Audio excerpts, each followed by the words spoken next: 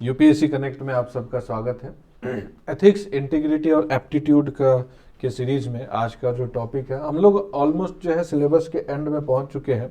और case study करने के पहले हम ये देख लेते हैं कि जो भी हमारे मोरल थिंकर्स हैं, जिनके मोरालिटी और जिनकी थिंकिंग है फिलॉसफी के बेसिस पे हम एथिक्स की बात करते हैं, या जितने भी वो ऐसे लोग हैं जिनकी प्रिंसिपल्स को हम फॉलो करते हैं, सोसाइटी में माना जाता है, उन सभी चीज़ों को। तो एथिक्स, इंटीग्रिटी और एप्टीट्यूड में अब तक हमने बहुत सारी चीज़ें, बेस्ड फ्रॉम वैल्यू, फिर उसके बाद में मॉरल्स, फिर उसके बाद में आपके जो जितने भी ऑनेस्टी या इंटीग्रिटी मान लीजिए, ऑनेस्टी पहले मान लीजिए, फिर उसके बाद इंटीग्रिटी और फिर उसके बाद में प्रोबिटी। तो ये जो आप अभी तक जो सीढ़ी चढ़ते हुए आए हैं, तो इन सभी का जो बेस है वो कहीं ना कहीं थिंकर्स के बेसिस पे है, जिन्होंने हमें सोसाइटी को, पर्सनल लाइफ को, सारी चीज़ों को एक अलग नज़रिए से सोचने पे मजबूर किया और बाकी चीज़ों को भी अचीव करने के लिए हेल्प करी। तो देश के बहुत ही जाने माने personality Mahatma Gandhi, moral thinkers में हम सबसे पहले गांधी जी को और उनके थॉट्स को समझने की कोशिश करते हैं। बहुत सारे मिसकॉन्सेप्शंस जो है वो सोसाइटी में फैले हुए हैं, जैसे मजबूरी का नाम महात्मा गांधी, एज इफ कि देखिए, जब ये बात होती है ना कि ये नहीं होता तो क्या होता, तो ये तो पूरी फिलोसफिकल बात है कि तुम ना होते तो ये होता, ये ना होता तो वो होता। इसकी तो बात ही अलग है, ये तो पूरा अनलिमिटेड डिबेट है। लेकिन क्या हुआ है, किसने क्या है, किस तरीके का उसका कंट्रीब्यूशन है सोसाइटी को लेके, ये बहुत इंपॉर्टेंट है। आज के डेट में इंडिया में, इंडियन सोसाइटी में अगर विमेन आज के डेट में जितना भी एम्पावर्ड है, उसमें सबसे पहला रोल और सबसे बड़ा रोल जो जाता है वो जाता है गांधी जी को। विमेन को फोर फ्रंट पे लाने में गांधी जी का जो कंट्रीब्यूशन है वो किसी भी लीडर का नहीं है, किसी भी लीडर का नहीं है। तो मैं तो खासकर विमेन या जो गर्ल्स हैं सोसाइटी में, उन वो जब ये कहती है कि मतलब जो परसेप्शन जनरली सोसाइटी में चलता है कि गांधी जी ने किया ही क्या है, उनके वजह से ये और उनके वजह से वो, तो वुमेन के कॉन्टेक्स्ट में तो मैं खासकर कहता हूँ कि आज जो आप ये बात बोल रहे हैं, इस चीज़ को और सोसाइटी में इम्पोर्टेंस को कहीं ना कहीं आपकी जो 50% जो फीमेल की इम्पोर्टेंस है या अदर जेंडर का जो इम्पोर्टेंस है, उसको रियलाइजेशन देने में गांधी जी का जो रोल है वो किसी और लीडर्स ने नहीं किया है, लीडरशिप के लेवल पे, ठीक है, और थिंकिंग के लेवल पे भी। तो देखते हैं, unlike other political thinkers, Mohandas Karamchand Gandhi इनका पूरा नाम है, फादर ऑफ नेशन हम बोलते हैं। ही always believed that means and ends were inseparable and both were two sides of a coin. ये टेलियोलॉजिकल एंड डियोंटोलॉजिकल वे की बात की जा रही है, जहाँ पे एक तरफ जो है वो सिर्फ और सिर्फ एंड को फोकस करते हैं और एक तरफ मीन्स और एंड दोनों को। तो गांधी जी उनमें से हैं जो दोनों चीज़ों को मानते हैं कि ये नहीं कि आपका मकसद क्या है, आपका मकसद कितना ही अच्छा हो, लेकिन उसके साथ साथ आपके तरीके भी सही होने चाहिए। और इसीलिए इनका ये एक वैल्यू को मानते थे जिसमें था नॉन वायलेंस। तो नॉन वायलेंस जब ये वैल्यू खत्म होने लगा चौरी चौरा इंसिडेंट के बाद, तो इन्होंने सीधा सीधा इसको विड्रॉ कर लिया, सीधा। क्योंकि बहुत सारे डिबेट आता है कि उस टाइम पे भी अगर वो कंटिन्यू रह जाता तो ब्रिटिश उसको भगा ही देते एकदम, हम तो ठीक। तो एंड जरूरी नहीं था, जो मीन्स एडॉप्ट कर लिया गया था बीच में वो भी इंपॉर्टेंट है, और इसी मीन के वजह से उन्होंने इसको विड्रॉ कर लिया। तो ये दोनों ही चीजें उनके हिसाब से टू फेसेस हैं एक ही क्वाइन के, और इनसेपरेबल है, अलग अलग नहीं कर सकते। He was of the view that what was morally incorrect could not be politically correct and means should justify the end। जो चीज मॉरली इनकरेक्ट होगा वही चीज जो पर्सनल लेवल पे अगर गलत तरीके से सोचता है, वो पॉलिटिकली या पॉलिटिकल या ऑर्गेनाइजेशनल या फिर पब्लिक स्फीयर में वो सही तरीके से नहीं हो सकता है करेक्ट, वो भी वहां गलत ही होगा। He was both religious and open minded. He was inspired by the teaching of Jesus. He emphasized on love for everyone, even one's enemy. अपने दुश्मनों को भी मतलब वो उस तरीके से नहीं।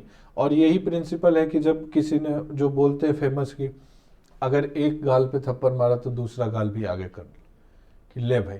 तो ये एक जो है ना, ये एल्ट्रुइस्ट थॉट है ये, कि हमें अपने से कोई लेना देना नहीं है। ये संत लेवल का है ये, कि कोई फर्क नहीं पड़ता, दुख दर्द ये वो इन सभी चीज़ों से ऊपर उठ चुके हैं। तो ये सारी चीज़ें। Gandhi ji's approach to reality was religious rather than philosophical. तो गांधी जी का जो अप्रोच है रियलिटी को लेके, अब यहाँ पे मेरा एक मकसद ये भी रहेगा कि मैं आपको वो डिफरेंशिएशन शो कर सकूं जो बेसिकली आपके पॉलिटिकल और रियलिटी और पर्सनल में क्या है। बेसिकली पॉलिटिकल और आपके रिलीजियस एस्पेक्ट में। तो his approach to reality was religious, his approach to polity was not religious.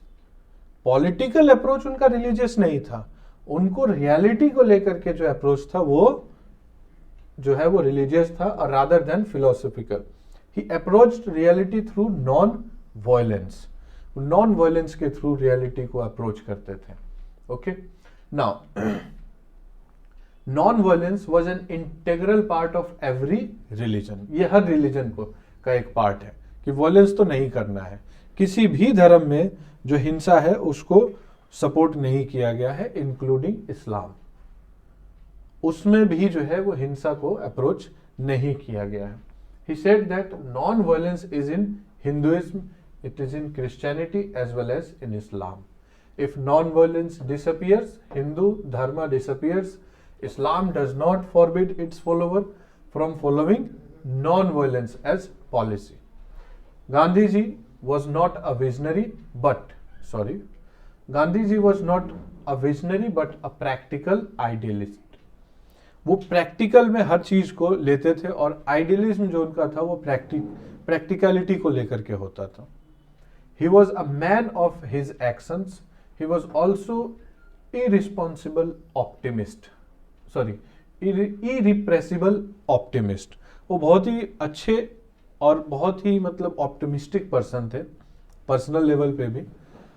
और बहुत सारे थॉट्स हैं जो, ऐसा नहीं है कि एक बार उनसे पूछा गया था कि भाई आप तो सूट बूट में पहनते हैं, आप गरीबों की बात करते हैं, और फिर इस देश में कितने ऐसे गरीब हैं जिनको कपड़ा तक नसीब नहीं होता है।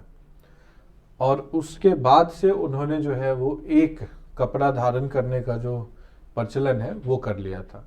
आज मैं अगर आपसे पूछ लूँ मतलब कि अगर आप ऐसा मानते हैं, ठीक है, तो कितने लोग ऐसे हैं जो फॉलो कर सकते हैं? ऐसी सर्दी है आप एक कपड़े में रह ही नहीं सकते। बोले मतलब कि क्या लेना देना, छोड़ो ये फिलोसफी और आइडियलिज्म और प्रैक्टिकलिटी, हम नहीं, जैकेट पहनो मस्त रहो। तो ये चीज़ है। तो कोई किस लेवल पे जाने के लिए अपने वैल्यूज के स्टैंडर्ड को मेंटेन कर रहा है, ये कंटिन्यूटी में उस चीज़ को मेंटेन करना बहुत बड़ी चीज़ है। ठीक है, तो ये चीज़ है। The life of Gandhi ji was full of lessons that still inspires people across the world। और कुछ उसमें से जो गिने चुने हैं वो क्या है? Change yourself before you wish to see the change। इसमें जब गांधी जी अम्बेडकर जी से एक बार मिलते हैं और पूछते हैं कि भाई हम तो सबकी बात करते हैं तो आप कैसे? अम्बेडकर बोलते हैं कि कभी आप गरीबों की बस्ती में गए हैं, कभी आपने मैला उठाया है, कभी आपने मतलब इस तरीके का काम किया है जो एक अछूत करता है? तो सबसे पहले गांधी जी ने बोला कि ठीक है, बात बिल्कुल सही है, ये चीज़ का एक्सपीरियंस नहीं है क्योंकि हम उस फैमिली के नहीं हैं, लेकिन हम करेंगे। तो उन्होंने बोला कि अपना जो है मैला खुद साफ करना है। और इसमें सबसे पहले जो क्वेश्चन, जो सबसे पहले जो ऑब्जेक्शन उठा था वो गांधी जी की अपनी वाइफ ने किया था। वो अच्छे फैमिली से थे, बोले ये सब काम हमने बचपन से ही नहीं किए हैं, तो ये आपको करना है आप करो, मैं नहीं करूँगी। तो गांधी जी ने खुद स्टार्ट किया, खुद अपना मतलब जो कमोड है वो खुद एक तरीके से वो अपना साफ करते थे वहाँ से। और फिर उसके बाद में जो मूवमेंट चला था सैनिटेशन वाला, उसके बाद उन्होंने लोगों को हरिजन का नाम दिया। ठीक है, तो ये सारी चीज़ें। तो change yourself before you wish to see the change, ये मान ऐसा नहीं है। लेसन्स क्यों है? क्योंकि उन्होंने कहने से ज़्यादा उसको आइडियलिस्टिक वे में प्रेजेंट किया कि ये है, होता है, बिल्कुल ऐसे किया है। Mental strength, is more important then physical. अब ये तो गांधी जी से ज़्यादा हो ही नहीं सकता, मतलब इम्पोर्टेंट, मतलब मेंटल स्ट्रेंथ गांधी जी का इतना था कि सारी दुनिया एक तरफ की बात करती थी और वो दूसरी तरफ की बात करते थे। पार्टीशन के टाइम पे पूरा कांग्रेस में, अब उस कांग्रेस में वो लोग भी थे जो आगे चल के आरएसएस और बीजेपी वाली आइडियोलॉजी बना रहे हैं, उस कांग्रेस में वो भी थे जो कम्युनिस्ट पार्टी को फॉर्म कर रहे हैं, और उस कांग्रेस में वो भी थे जो आज के कांग्रेस में। तो पूरे देश की पार्टी एक तरफ कि ठीक है पार्टीशन में वायलेंस हो रहा है, होने दो, कोई फर्क नहीं पड़ता। He was the only person जो इनडेफिनेट मतलब हंगर स्ट्राइक पे चले गए थे कि नहीं, अगर ये नहीं रुका तो मैं अपना जान दे दूंगा। ठीक, तो ये स्ट्रेंथ है उनका कि जब सारे लीडर्स सब एक तरफ की बात कर रहे हैं और वो दूसरी तरफ की बात कर रहे हैं, जो वो फिलॉसफी लेकर के आए इंडियन सोसाइटी में नॉन वायलेंस का, और एक तरीके से रिक्वेस्ट करने का कि ये है, अगर आप नहीं मानेंगे तो हम यही रहेंगे, ऐसे ही होगा, ठीक है, हमें ना तो आपको मारना है ना पीटना है, हमें ऐसे ही समझाना है। तो वो जो तरीका था वो उसके पहले इस्तेमाल नहीं हुआ था, जिसको आप लोग वीक मानते हैं। वो वीक नहीं है, वो एक बहुत ही स्ट्रॉन्ग मेंटल हेल्थ को शो करता है। Forgiveness is the virtue of the strong and not the weak. माफ कर देना उतना आसान नहीं होता है, सजा देना ज्यादा आसान होता है। Happiness is anything done with harmony. Peace is within and not affected by outside circumstances. An honest no is better than dishonest yes. तो ये इसका जो है, ये आजकल जो है यंग पीपल को फॉलो करना चाहिए। An honest no is better than dishonest yes. Route to goal is an divine as goal itself.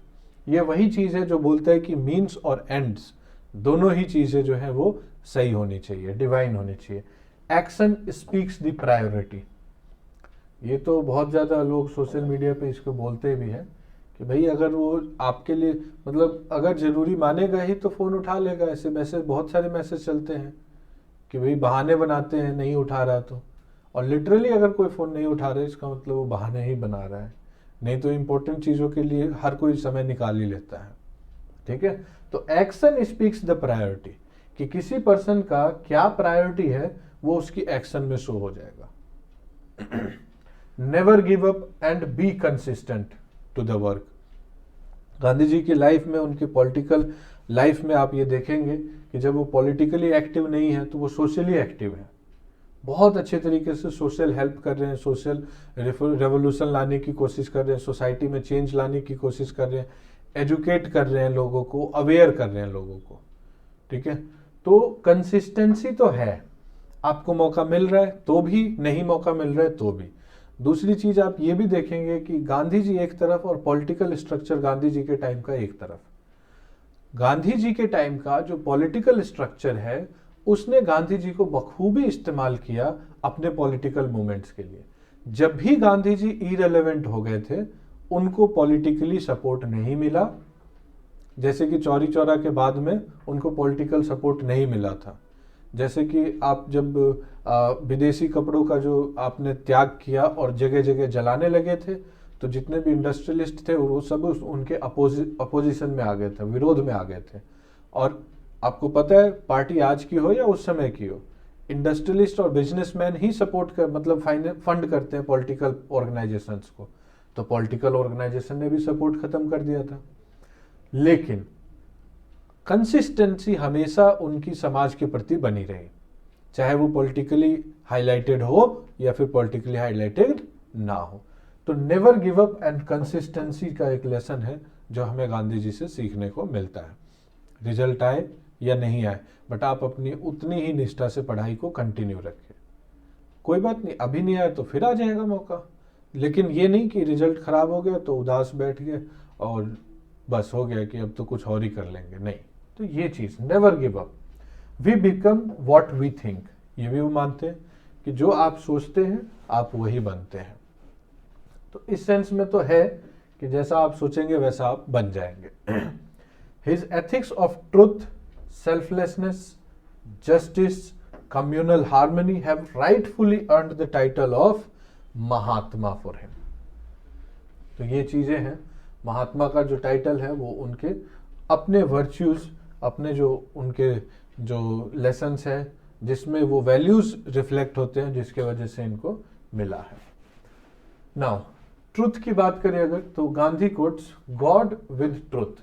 He designated his religion as religion of truth.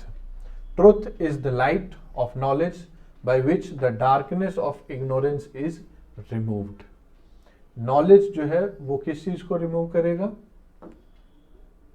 Darkness of ignorance. Sorry, ignorance का जो darkness है कि आप बहुत से, यहाँ पे ignorance का मतलब है कि बहुत सारी चीजों को आप डिनाई कर देते हैं फॉर द फैक्ट कि अगर कोई चीज बताई जाए आपको कि ये चीज ऐसी है, तो यू शुड नॉट टू मतलब एकदम से at once you should not believe कि अच्छा ऐसा है क्या, बट उसके लिए आपको एफर्ट चाहिए. अब अगर एफर्ट नहीं करना है तो आप क्या करते हैं, उसको इग्नोर कर देते हैं. तो उस चीज को अगर नहीं इग्नोर करने से बचना है तो फिर उसके लिए आपको नॉलेज लेना पड़ेगा, और ये नॉलेज मेहनत का होता है. ठीक है, तो ये चीज है. Main tactic is in fight what was he called satyagrah, where satya means the truth and agraha means firmness, combining mean the force of truth. तो ये दोनों जो है सत्याग्रह जो है वो मेन इनका जो प्रिंसिपल है, गांधी जी का प्रिंसिपल जो है वो पूरा पॉलिटिकल अप्रोच जो है वो सत्याग्रह के ऊपर डिपेंड करता है.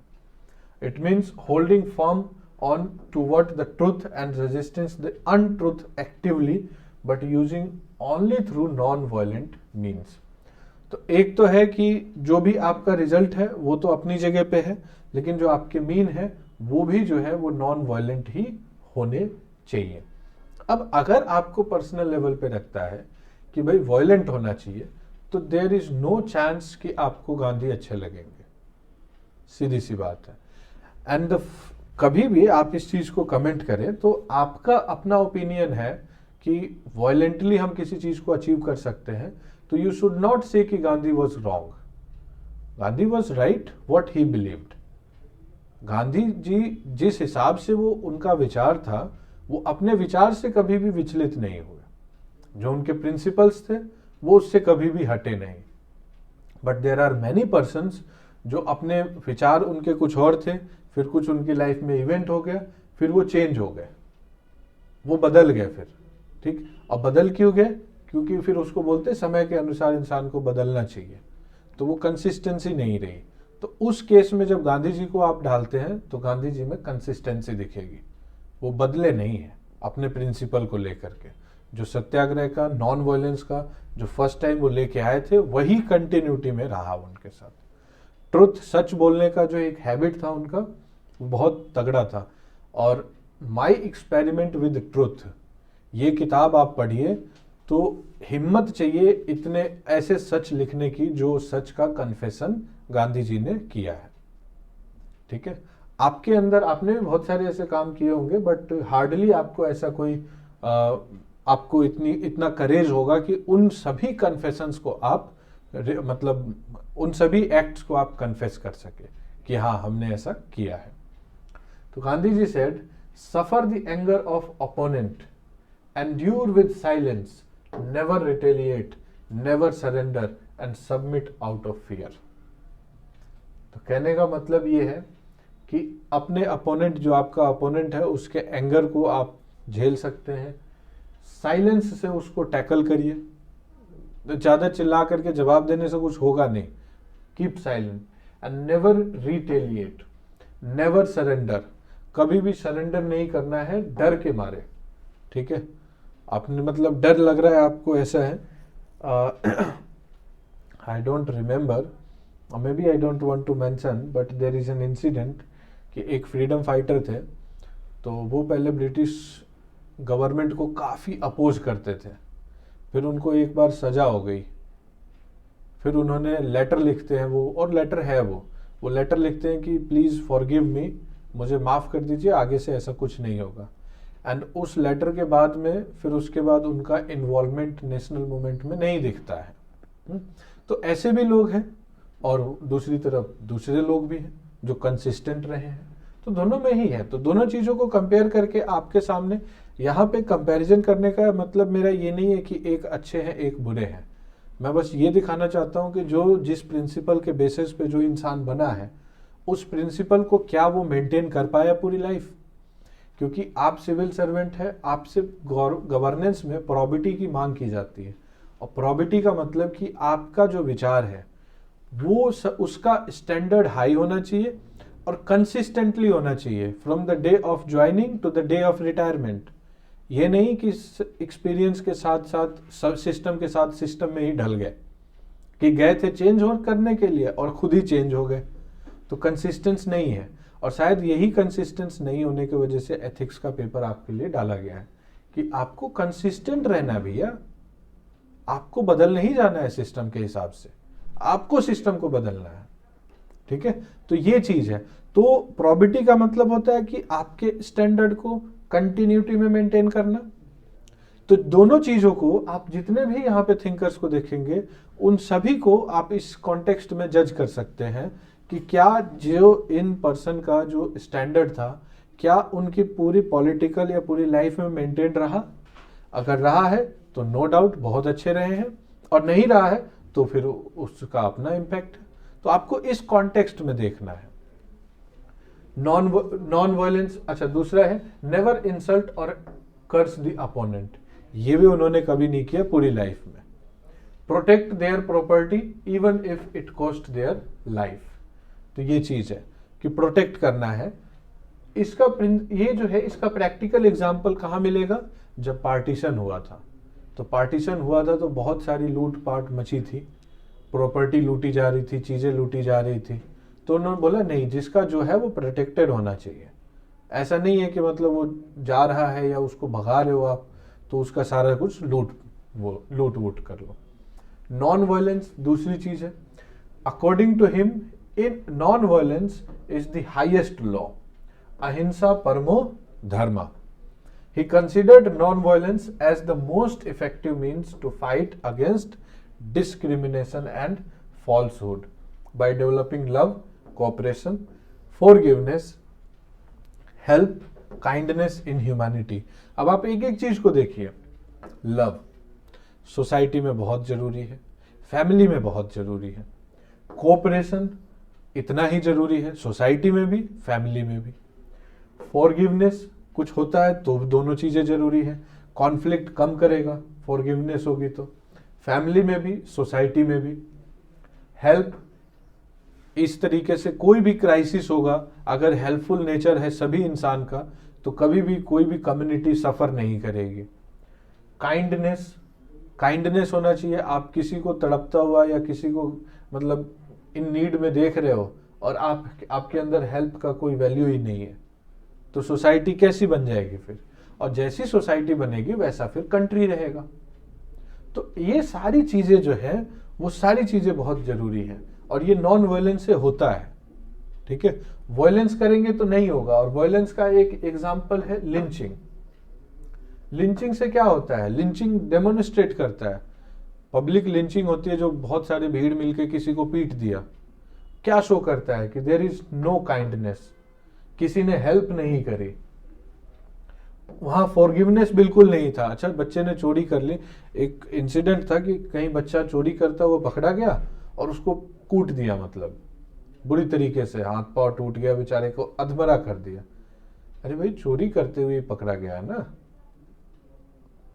ठीक है उसको आप फॉरगिव करो। फॉरगिव करो कहने का मतलब यह है कि उसको देखो कि क्यों किया है उसने, उसको टैकल कर सकते हैं। सोसाइटी आपकी है, कम्युनिटी आपकी है, वो सिटीजन भी इसी देश का है, वो कोई अलग देश का नहीं है। तो ये सिंपैथेटिक नजर से, कोऑपरेशन के नजर से हमें देखना है। और माफ करना, अगर इस तरीके से आप नहीं सोचते हैं तो फिर सिविल सर्विसेज आपके लिए नहीं है। कोऑपरेशन, लव, ये सारी चीजें वहां पे लिंचिंग में नहीं दिखती है।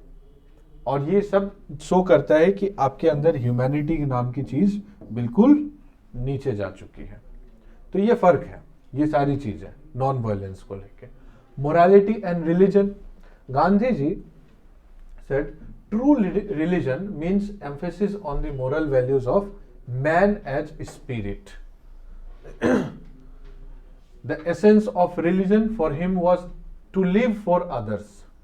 और यही आपका सिविल सर्विसेज का मेन है, service to the others. It is not a business. यहाँ पे आप पैसे कमाने के लिए नहीं जा रहे हैं. अगर पैसा कमाना है तो मैं बहुत बार बोल चुका हूँ कि भाई पैसा कमाना है अगर तो सिविल सर्विसेज की राह छोड़ दो, कुछ और कर लो.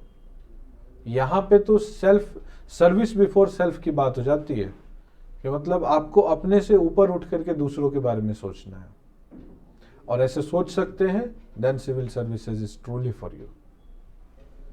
Gandhi ji sacrifice, self denial was the highest model. Gandhi according to Gandhi ji, तो सेक्रीफाइस तो करना पड़ेगा. आपको दूसरों के लिए जीना है तो अपने लोगों के साथ तो कम ही टाइम स्पेंड कर पाएंगे. इन सब चीज़ों की पहले से ही मेंटली प्रिपेयर्ड रहें आप इन चीज़ों को लेकर के. ठीक. और इसकी आदत कब पड़ेगी? During preparation. आपको बाकी चीज़ों पे ध्यान देना है कि ठीक है मतलब रिलेटिव्स में कुछ हो रहा है, होने दो, कोई फर्क नहीं पड़ता. तो सेल्फलेस तो वहीं से बनेंगे आप कि भाई मुझे अपना देखना है, बाकी लोगों के लिए सर्व करना है. वहाँ तो क्या बर्थडे पार्टी में मैं नहीं गया तब भी केक कट ही जाएगा, तो क्या ही फर्क पड़ता है. गांधी जी reconciled all religions on the unity of ethics. For Gandhi, religious knowledge never meant knowledge of religious books, rather observance of fundamental ethics which is common to all religion. But Gandhi ji को ज्यादातर क्या मतलब अगर अपने काम के लिए इस्तेमाल करना हो ना तो हम यही कहते हैं कि गांधी जी भी तो रिलीजियस थे, but he never brought religion into politics.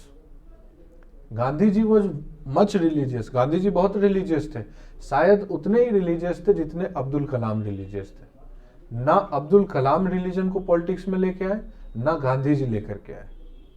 ठीक है, तो ये चीज है. बट इनके फॉलोअर्स लेके आते हैं. ठीक. He stressed the need of developing सर्वधर्म संभव और equal respect for all religion in national life with a view to establish a secular democracy in India.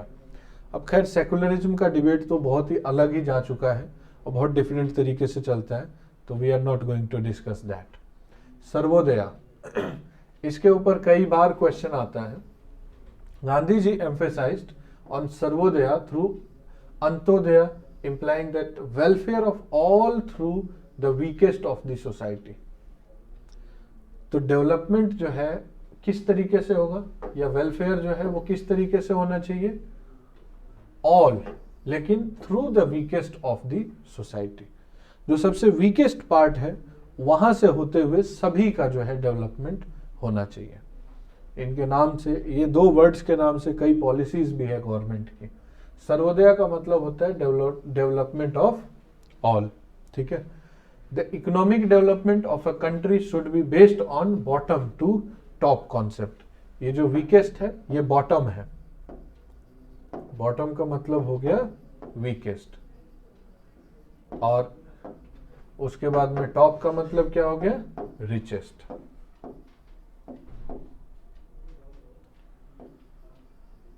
तो all through मतलब bottom to top होना चाहिए. End and means की बात करें अगर, तो he believed that no good can be achieved by following the wrong path. गलत रास्ता इस्तेमाल करके आप किसी भी सही चीज को पा ही नहीं सकते. And even if someone does bad deeds to achieve good ends, it would be useless as it won't bring mental peace and inner satisfaction. ऐसा बोलते हैं, लेकिन अगर इंसान खराब हो तो उसका इनर सेटिस्फेक्शन भी हो जाता है और उसको मेंटल पीस भी मिलती है, लाइक थैनोस. ठीक. बट थैनोस का भी लास्ट वाला देखोगे ना तो वो रिपेंट ही करता है लास्ट में. ठीक है. तो कहीं ना कहीं, अब वो तो मॉडर्न स्टोरी है, बट उस स्टोरी में भी कहीं ना कहीं एंड एंड मीन को इंक्लूड किया गया है. ठीक है, कि सिर्फ रास्ता ही नहीं, सिर्फ एंड ही नहीं, आपको रास्ते भी देखने हैं. ठीक. तो ये चीज है. Doctrine of trusteeship. Doctrine of trusteeship is based on the principle that all people having money or society is regarded as the donor of the, कुछ इसमें थोड़ा सा वो है, इसको हटा दो। डॉक्ट्रिन ऑफ ट्रस्टशिप जो है वो बेसिकली बोलते हैं society is regarded as a donor to the individual and accordingly the latter या individual required to share part of its acquired wealth with the society for mutual benefit. इसको आप business के उसमें लिखते हैं कॉर्पोरेट सोशल रिस्पॉन्सिबिलिटी, ठीक। But चूंकि मैं कई बार बोला है कि देखिए, अगर आपके पास कोई ऐसा रिसोर्स है जो आप पिछले 5-10 सालों से यूज़ नहीं कर रहे हैं, फॉर एग्जांपल कोई एक व्हीकल है, कुछ ऐसा है जो आप कई सालों से यूज़ नहीं कर रहे हैं, ठीक है, जिसका शायद यूज़ नहीं भी होगा, तो उसको ऐसे पड़े रहने का कोई लॉजिक नहीं है। अगर आसपास में आपके कोई ऐसा बच्चा है या कोई ऐसा कोई फैमिली है या कुछ भी है ऐसा जो भाई डेली जिसको जाने में वो हेल्प कर सकता है, तो आप उसको दे दो, ऐसे ही दे दो, क्या फ़र्क पड़ता है, आपके पास तो वैसे भी पड़ा हुआ है। लेकिन हमारी मेंटेलिटी ये है कि हम तो ब्रुश तक को रखते हैं लास्ट में साफ करने के लिए।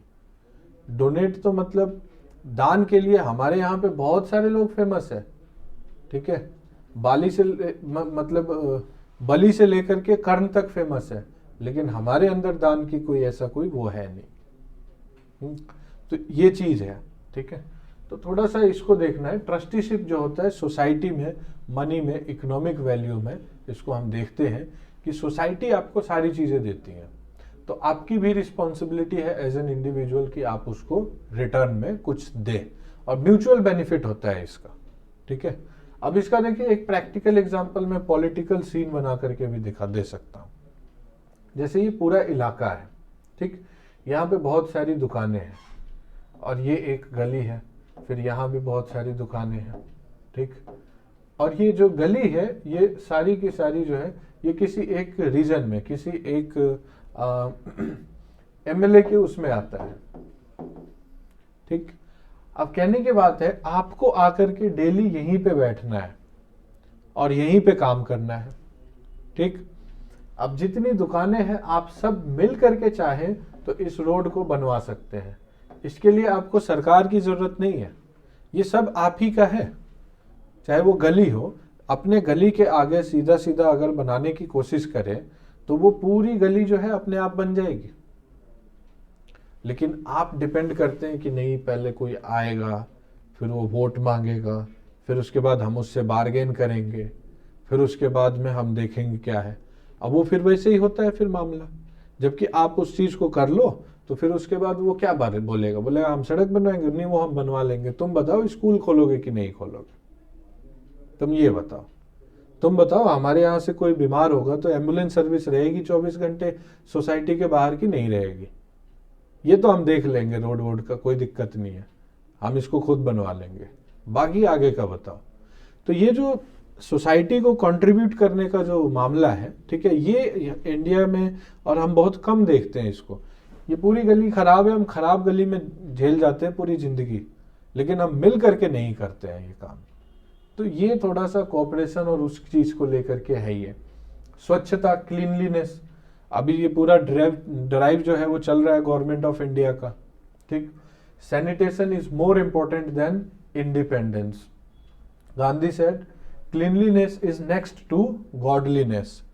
हमारे यहाँ पे पूरे इंडिया में एयर पोल्यूशन में सबसे बड़ा कंट्रीब्यूशन है डस्ट का। पूरे इंडिया में ओवरऑल पोल्यूशन की लेवल की बात करें तो मतलब जो व्हीकल से जो सॉलिड पार्टिकल्स निकलते हैं उससे भी ज्यादा पार्टिकल का जो है वो है डस्ट पार्टिकल्स। और डस्ट पार्टिकल्स क्यों है? डस्ट पार्टिकल्स क्लीनलीनेस की वजह से है, क्लीन नहीं है। तो cleanliness is next to godliness. He said he laid stress on not just external cleanliness but inner cleanliness. That cleanliness of mind and soul, purity of heart without no vices for others is more important than anything else. मन में आप क्रोध, द्वेषा, क्या बोलते हैं उसको, आप N V, jealousy लेकर के आप घूम रहे हैं तो उससे क्या होगा? मेंटल पीस नहीं बनेगा आपका। अब मेंटल पीस नहीं बनेगा तो फिर आपकी चीजें भी नहीं होंगी अच्छे से। Then service to mankind. He believed that all humans are equal and there are no difference amongst us. He stood for the unity of life and humans, which was evident from his work for untouchable, calling them Harijans. और गांधी जी का एक और ये भी है कि वो hospital में जाके मरीजों की सेवा करते थे। तो क्यों? क्योंकि मरीज होता है, मरीज के उसमें भी जनरली ये एक ऐसा मतलब टेम्पल से भी ज़्यादा, जब कोई एक हॉस्पिटल में पेशेंट जाता है तो ना उसका कास्ट, ना उसका रिलीजन, ना कुछ मतलब ध्यान नहीं रहता है, ना डॉक्टर को, ना नर्स को, ना किसी चीज को। तो सर्विस का जो ट्रू सेंस ह्यूमैनिटी के सेंस में आता है वो वहाँ पे आता है। इवन मंदिर में भी गरीब को मंदिर के बाहर रहते हैं और जो थोड़ा ठीक है वो अंदर जाता है। हॉस्पिटल में जो गया वो फिर बीमार ही है, वो फिर वो तो चाहे किसी भी कास्ट का हो, चाहे किसी भी रिलीजन का हो। तो मंदिर से ज़्यादा इम्पोर्टेंट हॉस्पिटल है मेरे सेंस में। तो सेवा करने का जो है वो इरिस्पेक्टिव ऑफ कि कौन क्या है, सर्विस करना चाहिए। Filling the gap developed due to social differences is quite essential for the national integration. और ये जो सेंस डेवलप हुआ है कास्ट और इन चीज़ों को लेकर के, ये बहुत ज़्यादा मतलब नेशनल इंटीग्रेशन के लिए खतरा है। कम्युनल हार्मनी, चूंकि हमारी सोसाइटी कम्युनिटी बहुत सारी कम्युनिटीज़ में डिवाइडेड है, तो इसलिए कम्युनल हार्मनी की बात करना जरूरी है, उन्होंने किया भी है। He was a staunch supporter of Hindu Muslim unity and harmony among different communities. He was a messenger of change, lead by example. He said, be the change you want to see in the world. आपको वो सारे changes अपने अंदर करने हैं जो आप देखना चाहते हैं दुनिया में। द कॉन्सेप्ट ऑफ 7 सिंस, ये उन्होंने दिया है और इससे बचना चाहिए, मतलब ये करने से, जैसे वेल्थ विदाउट वर्क, खाली बैठे बैठे पैसे कमा लेना, इससे अवॉइड होना चाहिए, बचना चाहिए इंसान को। रिलीजन वर्शिप विदाउट सेक्रीफाइस, कोई त्याग नहीं किया फिर भी आप रिलीजन को फॉलो कर रहे हैं, ऐसे कैसे हो ही नहीं सकता, ठीक। नॉलेज विदाउट कैरेक्टर, नॉलेज तो आपको पूरा है बट कैरेक्टर आपका 0 है, ठीक है। तो नॉलेज आपको बहुत बढ़िया है और कैरेक्टर ढीला है, तो ये नहीं होना चाहिए, अवॉइड करना चाहिए इस चीज से। कॉमर्स विदाउट मोरालिटी, काम आप सारे कर रहे हैं, पूरा पैसा कमा रहे हैं, लेकिन उसमें मोरालिटी नाम की कोई चीज नहीं है। जैसे पुरानी फिल्मों में देखा होगा कि सेठ से बोलते हैं वर्कर की मेरी बेटी की शादी है, कुछ पैसे दे दो, तो 2 तरीके के सेठ दिखेंगे आपको। एक वो जो खुद ही उनकी शादी में चला जाएगा, पैसे देगा कि नहीं भाई ये आप हमारे यहाँ काम करते हैं तो आपकी बेटी हमारी बेटी, इस तरीके का, तो वो मोरालिटी शो करता है। और एक बोलता है कि नहीं उसको अपना काम है, हम क्यों दें, तो kind of. Science without humanity, ये भी है, साइंस विदाउट ह्यूमैनिटी, इसके बेसिस पे बहुत सारे क्लोनिंग की चीज़ें जो हैं वो बंद की गई हैं क्योंकि ह्यूमैनिटी के अगेंस्ट है। प्लेजर विदाउट कॉन्साइंस, प्लेजर अपनी जगह पे है बट आपको होश में रहना है, होश नहीं खोना है। पॉलिटिक्स विदाउट प्रिंसिपल, और आज के पॉलिटिकल रेजिम में कोई प्रिंसिपल नहीं है, कोई प्रिंसिपल फॉलो नहीं होता है। अगर प्रिंसिपल फॉलो होता तो शायद आज के डेट में कोई एक पॉलिटिकल पार्टी को छोड़ करके दूसरे पॉलिटिकल पार्टी में लीडर्स नहीं जाते, उनका अगर कोई प्रिंसिपल होता तो। कोई गलत बात नहीं है बीजेपी को फॉलो करना और कोई गलत बात नहीं है कांग्रेस को फॉलो करना, दोनों अपनी अपनी आइडियोलॉजी को लेकर के अपनी अपनी जगह पे बिल्कुल सही है। गलत क्या है, आज आप कांग्रेस में है, कल आप बीजेपी में है, आज आप बीजेपी में है, कल आप कांग्रेस में है, परसों किसी और पार्टी में हो गए। ये 2 बड़ी पार्टी है, इसलिए एग्जांपल ले रहा हूं, पार्टी और भी है। तो आप कितने भी पार्टी चेंज करें, पार्टी चेंज करें मतलब आपका अपना कोई प्रिंसिपल ही नहीं है। तो पॉलिटिक्स विदाउट प्रिंसिपल से बचना है, ये गलत चीज है। तो ये सारी जो थिंकर्स हैं और ये जो थिंकिंग्स है गांधी जी की, ये मुझे लगता है कि हमें कहीं ना कहीं इनसे कुछ ना कुछ सीखना चाहिए। हालांकि ये कोई कंपल्सन नहीं है, आपको अच्छा लगे तो आप फॉलो कर सकते हैं, नहीं लगे तो ना फॉलो करें। Then this is all about the Gandhi's moral philosophical thinking.